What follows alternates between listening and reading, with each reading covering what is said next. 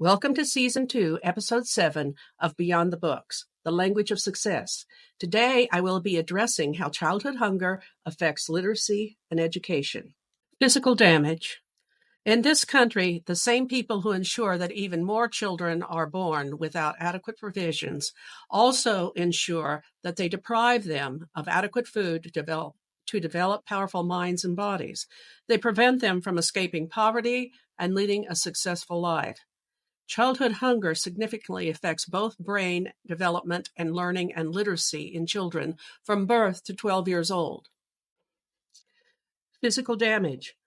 Physically, hunger causes malnutrition, which affects growth. Kids of undernourished mothers often experience low birth weight as well as infant and child mortality. There is also the risk of smaller brain size in these children. Intellectual development. Hunger in the early years can cause impaired intellectual development. The undernourished have lower IQs and achievement scores. Physical hunger can cause stomach aches, headaches, as well as chronic worry and anxiety. School participation. In school, hunger can lead to absenteeism, lack of concentration, and poor performance. When a child is hungry, they become distracted and struggle to focus. Of a survey among teachers concerning kids who are continually underfed for school, 80% observed the negative impact of hunger on concentration. Loud rumbling stomachs cause kids to become embarrassed and ashamed. They can't do anything about this. As a result, they often become hyperactive and aggressive to defend themselves against something they have zero control over, and it's not their fault. The result is that behaviors distract kids from their schoolwork, leading to developmental delays, learning disabilities, and further cause for outbursts. Academic performance. 76% saw decreased academic performance.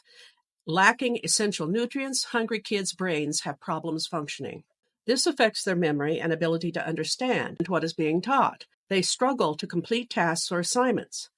Energy levels can sag because of a lack of food intake, which may hinder their classroom participation.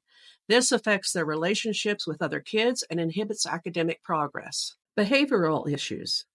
62% saw behavioral issues increase. Consistently, hungry children often exhibit impulsivity, irritability, and as they grow older, aggression, anxiety, and a greater chance of self-medicating with narcotics. Illness.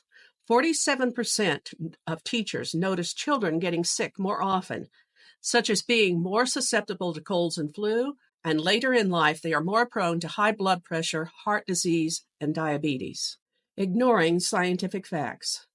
Being presented with these facts has little effect on those who make choices for these children. They deny the science and go with their agenda. Last week, 14 GOP states rejected accepting federal money for summer nutrition programs.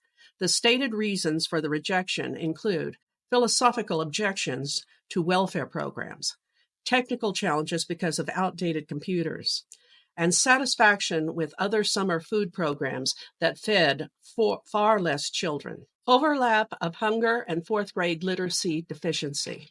I want to call attention to some interesting overlaps in the 14 states that have decided that they do not wish to take part in giving food to children in the summer.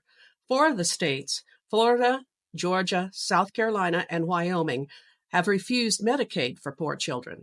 Not surprising is that the percentage of students not able to read at a fourth grade reading level is bad. The percentage of deficiency in Florida and Wyoming is 29%, while Georgia and South Carolina are both at 39% deficiency. If kids reach fourth grade literacy levels by fourth grade, the outlook for the rest of their lives is significantly better. The rest of the states who refuse the summer feeding aid and the corollary of that state and their deficiency in meeting fourth grade reading levels include Alabama at 41% deficiency, Alaska at 49%, Iowa at 36%, Idaho at 39%, Louisiana at 43%, Mississippi at 37%, Nebraska and South Dakota at 35%, Texas at 42%, and Vermont at 38%. Skimping on providing children with food so that they can develop properly seems to not be important. None of the 14 states that did this were in the top 20 of the wealthiest states, except Vermont, which came in as the 16th wealthiest state. Perhaps it would be good to invest in our children's future. Have a great week. You can find the addresses of the podcast in the sentence below.